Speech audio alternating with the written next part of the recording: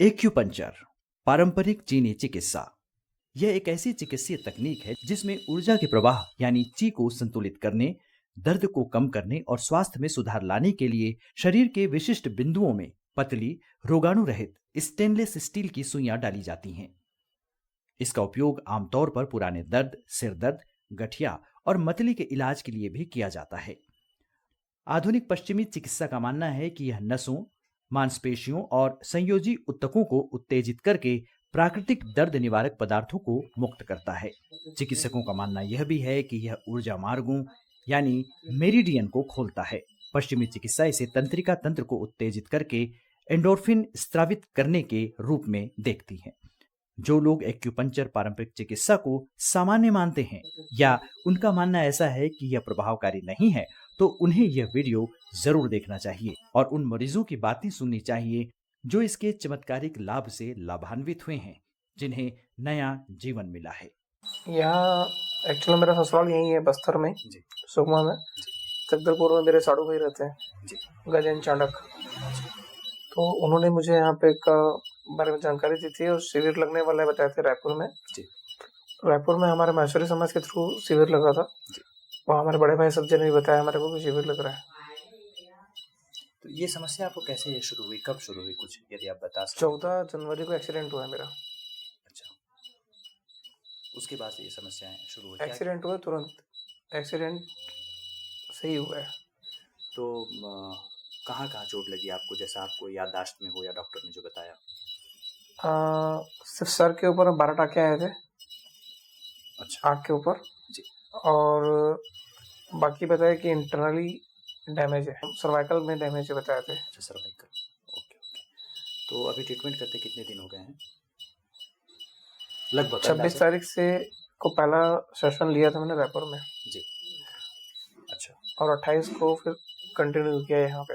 अच्छा, जब डॉक्टर साहब रायपुर गए हुए थे तो जी, वहाँ मुलाकात हुई आपकी? जी। उससे पहले कोई ट्रीटमेंट चल रहा था आपका? मैं तो हॉस्पिटलाइज था ना पहले। अच्छा अच्छा। 14 तारीख से। तो वहाँ से डिस्चार्ज होने के बाद फिर ये ट्रीटमेंट जी। आपने शुरू किया? जी। अच्छा, तो एलोपैथिक मेडिसिन अभी कुछ चल रही है साथ में? अभी बंद करवा दी है। अच्छा, डॉक्टर ट्रीटमेंट चालू हुआ तुरंत बंद करा दी। जी। तो अभी आपको कितना प्रतिशत आराम है, जो भी आप सच बताना चाहें? लगभग 40-45% तो है ही है। जी। 45% के आसपास है ही है। जी। 45-50% मान सकते हो। रीढ़ की हड्डी में ना नस दब गया था एक, जिसको साइटिका बोलते हैं। तो उसके चक्कर में मेरा पैर चलना थोड़ा सा दिक्कत हो रहा था, बहुत दर्द कर रहा था। तो सर के पास आए तो बोले कि मैं ठीक कर दूंगा। तो 4 दिन से हुआ, ठीक लग रहा है अभी। तो इसके पहले आप बाहर किसी और डॉक्टर को दिखाए, एलोपैथिक डॉक्टर या किसी को? विशाखापट्टनम गए थे। अच्छा। मूर्ति सर एक बोले थे। हाँ। तो उनके यहाँ गए थे तो कुछ दवाई दिए थे, तो 2 दिन ठीक लगा। उसके बाद लेकिन फिर से एक दिन क्या हो, कुछ सामान उठाया मैं, तो उस दिन बाद से बहुत दर्द स्टार्ट हुआ। तो तुरंत सर के पास आए तो ठीक लग रहा है। अच्छा, वहाँ पे जब आप गए तो सीधे मेडिसिन दिए? उस समय ऑपरेशन की बात उन्होंने नहीं की? नहीं, वो बस MRI किए थे, बस MRI में दिखाया थे थोड़ा सा नस दब गया है बस। यहाँ कितने दिन हो गए आते आपको? 4 दिन हो गया। 4 हो गए। तो मतलब ऐसा नहीं कि पूछ रहा हूँ तो आपको अच्छा ही है ऐसा बोलना जरूरी नहीं है। अच्छा लगा। आप मुझे बताएं कि जब आप आए तो कितने प्रतिशत आपको प्रॉब्लम थी और अभी कितना सॉल्व हो चुका है? मैं बता रहा हूँ, लगभग ना मैं 70-80% तक दर्द में था। जब से अभी आ रहा हूँ 40% कम हो गया पूरा। अच्छा, 40% कम है। तो डॉक्टर साहब क्या बोल रहे हैं अभी, और कितना समय लग सकता है? डॉक्टर साहब 7 दिन आने बोले, मेडिसिन दिए। अब जब से आ रहा हूँ लेकिन ठीक लग रहा है, चलने फिरने में अब अच्छा लग रहा है। जी।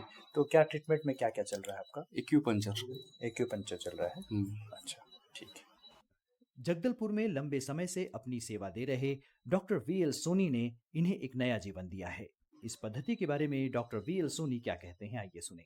अभी माहेश्वरी समाज रायपुर में फ्री कैंप लगा हुआ था, तो वहाँ हॉस्पिटल से राठी जी को लाया। स्पाइनल इंजरी, मोटर इम्पायरमेंट बोलते हैं, जिसमें एक पैर काम नहीं कर रहा था, दोनों हाथ काम नहीं कर रहा था। उसमें सर्वाइकल कॉलर और बेल्ट बांध के लाए थे, स्ट्रेचर में थे। तो एक दिन में वहाँ जो ट्रीटमेंट हुआ एक्यूपंक्चर का, तो कॉलर तो निकल गया, मूवमेंट उसमें आ गया गर्दन में, उसके बाद उनको बोला कि कम से कम 10 दिन के लिए आना पड़ेगा। तो पहले 3 लोग सपोर्ट लेते थे, 2 दिन बाद 2 का सपोर्ट, 4 दिन के बाद 1 का सपोर्ट, आज अकेले चल रहे हैं। और उसके बाद इंजरी के बाद में, स्पाइनल इंजरी के बाद में आपका यूरिन रिटेंशन, पेशाब स्टूल रुक जाता है, तो कैथेटर 3 दिन पहले निकाल के देखा, यूरिन पास नहीं हुआ, फिर कैथेटर लगाया। उसके बाद में आज कैथेटर निकाले, बिना कैथेटर के अब यूरिन हो रहा है, अब सब कुछ नॉर्मल है। हाँ, एक्यूपंक्चर में इसको ट्रॉमा बोलेंगे। एक होता है मेंटल ट्रॉमा, एक होता है फिजिकल ट्रॉमा। ये फिजिकल ट्रॉमा में लेते हैं एक्यूपंक्चर में। ट्रॉमा में जो स्टेग्नेशन अच्छी प्राण ऊर्जा स्टक हो जाता है, रुक जाता है, मूवमेंट खत्म हो जाता है, तो उस मूवमेंट को, उस फ्लो ऑफ एनर्जी को, उस स्टेगनेंट को रिलीज किया जाता है एक्यूपंक्चर में। हाँ, उसके बाद में वो फ्लो ऑफ एनर्जी स्टार्ट होता है। जो पॉइंट जैसे यहाँ है, ये शून्य है, इसका मतलब फ्लो ऑफ एनर्जी, प्राण तत्व यहाँ कम है। तो हम उस पॉइंट में जब निडलिंग करते हैं तो ब्रेन से रिलीज होता है, हाँ, डोपामिन वहाँ से रिलीज होता है, वो दर्द निवारक का काम करता है। उसके बाद अलग अलग पॉइंट्स हैं, बोन के लिए अलग हैं, लंग के लिए अलग हैं, हार्ट के लिए अलग हैं, सब मेरिडियन निर्धारित करता है।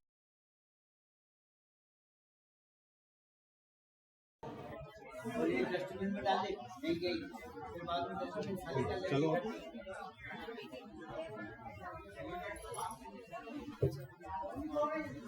चलो,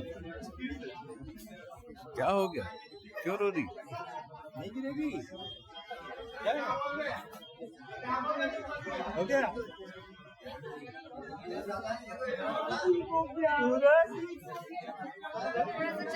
इतना ज्यादा दुख मत हो, चल। अरे कौन क्यों रो रही है? चलो, हो गया? वापस चल के बैठ ले चल चल चल, अरे मत रो, हो गया ना, चल चल हो भाई, ठीक, चल पूरा, चलो आजा आजा आजा, चल चल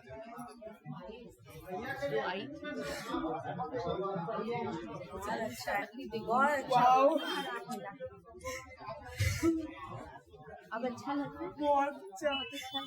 चलो बढ़िया, बहुत अच्छा लग रहा है। लेकिन आपको अच्छा लग रहा है, लेटो, बैठो बैठो, इधर आ जाओ।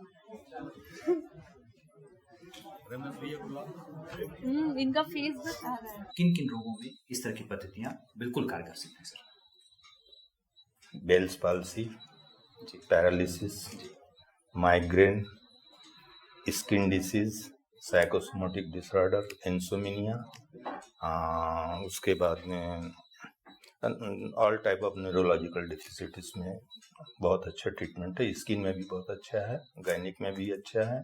जैसे ब्रेस्ट प्रेजेंटेशन आ गया, प्रेगनेंसी में बच्चा टेढ़ा हो गया, तो 32 वीक्स के बाद में 5 डेज की ट्रीटमेंट देते हैं, उसमें बच्चा सीधा हो जाता है, सेफालिक प्रेजेंटेशन में आ जाता है। और जो सिजेरियन सेक्शन की जरूरत पड़ती वो उसकी नहीं पड़ती इसमें गायनिक साइड से। दूसरा डिस्मेनोरिया, बहुत ही पेनफुल मेंस है, इसमें बहुत अच्छा ट्रीटमेंट होता है और मेडिसिन की भी जरूरत नहीं पड़ती।